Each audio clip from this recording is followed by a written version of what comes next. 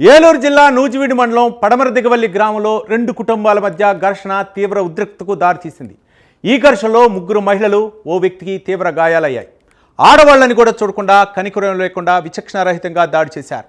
Video తీస్తున్న మహిళలపై కూడా దాడికి పాల్పడ్డారు. ఈ దాడిలో గాయపడ్డ వారంతా ప్రస్తుతం ఆసుపత్రిలో చికిత్స పొందుతున్నారు.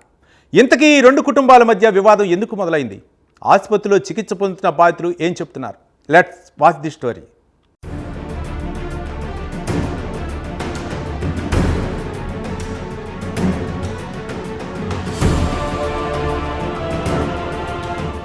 తుమ్ముండ్రు బాలస్వామి కుటుంబాలు ఒకరిపై ఒకరు కక్ష పెంచుకున్నారు. ఒకరిపై ఒకరు పోలీసులకు ఫిర్యాదు చేసుకున్నారు. బాలస్వామి మల్లయ్య స్వామిపై ఫిర్యాదు చేయడంతో వివాదం ముదిరింది. బాలస్వామి కుటుంబంపై దాడికి ప్లాన్ చేశారు. బాలస్వామి ఇంటికొచ్చి బాలస్వామి కొడుకు చరణ్ బాలస్వామి భార్య ప్రవళిక అలేఖ్యపై సాయంత్రం కత్తితో దాడి చేశారు. ఆడవాళ్లను కూడా చూడకుండా, కనికరం లేకుండా విచక్షణారహితంగా దాడి చేశారు. వీడియో తీస్తున్న మహిళపై కూడా దాడి చేశారు. ఆమెపై దాడి చేసి ఫోన్ లాక్కునే ప్రయత్నం చేశారు.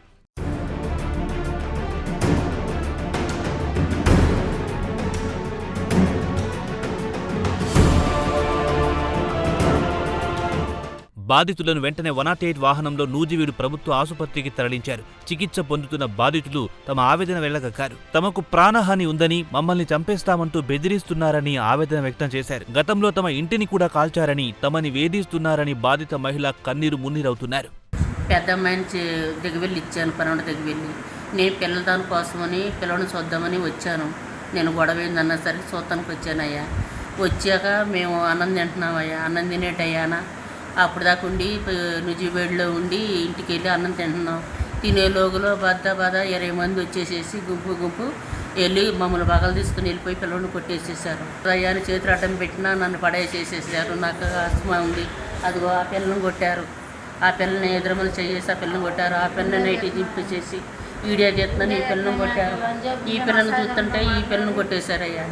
ఈ పిల్లని చూస్తే ఈ పిల్లని కొట్టి పడేసేసారు. ఇక చదువుకునే పిల్లలు ఇద్దరు ఉంటాళ్ళు వీడియో తీసారయ్యా. ఇదంతా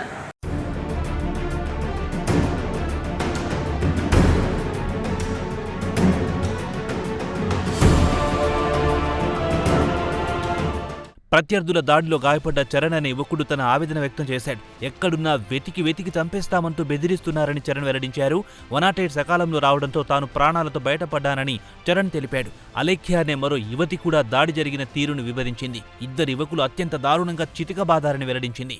సార్, నా పేరు చరణ్ సార్, మా దిగవేరు సార్ ఒక గుంపుకు 10 మంది వచ్చేసారు. వాళ్ళకి మాకు పాత గొడవలో ఉండి నిన్ను బతకని, నిన్ను చంపేస్తా, నీ గంజాయి తాగి నిన్ను వచ్చి చంపేస్తా, ఈ రోజు నువ్వు ఎక్కడున్నా నేను వేటాడి చంపేస్తాను అన్నారు సార్.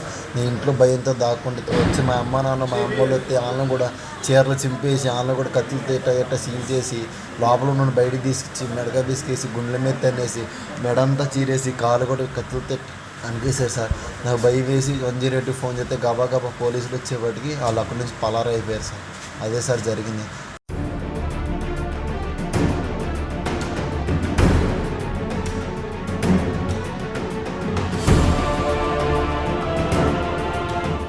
దాడిలో గాయపడిన ప్రవళిక అనే మహిళ ప్రస్తుతం ఆసుపత్రిలో చికిత్స పొందుతోంది. దాడి జరగడానికి గల కారణాలను ఆమె వివరించింది.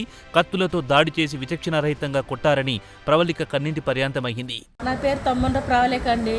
మాది పనమడదేవల్లి గ్రామం అండి. దుబ్బాకు బాలస్వామి మాకు పాత కక్షలు ఉన్నాయండి. అందువల్ల మమ్మల్ని గుంపు వచ్చి దాడి చేశారండి. ఎక్కడ పడితే అక్కడ కొట్టి కత్తులతో చీర్చి మమ్మల్ని ఎట్ట పడితే అట్ట గుంపులుగా కిందేసి కొట్టేశారండి. ఎక్కడ పడితే అక్కడ కాలుతో తన్నారండి. అరిసే బయటికి పక్క అందరూ వచ్చారండి. పిల్లల మీద కూడా దాడి చేస్తే చేతికి కోసిపోయిందండి. మా అమ్మోళ్ళు చూస్తానికి వస్తే వాళ్ళని కూడా కొట్టారండి. మేము ఆశ్రయ గౌరవాన్ని వచ్చామండి. హాస్పిటల్లో తీసుకొచ్చారండి.